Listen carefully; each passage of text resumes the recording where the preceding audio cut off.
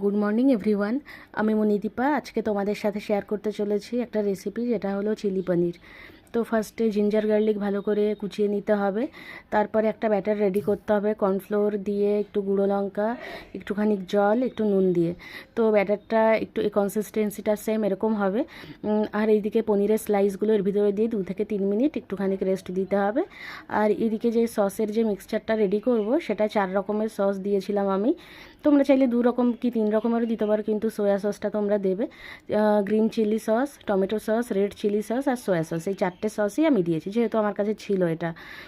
এটা মিক্সচারটা রেডি করে রেখে দেওয়ার পরে সেই ব্যাটারটাতে ভিজিয়ে রাখা যে পনির ছিল, সেইটা দিয়ে একটুখানি হালকা তেলে ভেজে নিতে হবে, যেহেতু ওটা একটু যাতে ক্রাঞ্চিনেসটা থাকে। আর যে বেঁচে যাওয়া যে তেলটা ছিল, অনেকটাই ছিল, তো আমি একটুখানি কমিয়ে রেখেছি, কেননা আমার ছেলে খাবে এটা, সেই হিসাবে আমি বানানো অল্প তেল দিয়ে। আর তার মধ্যে যে ক্যাপসিকাম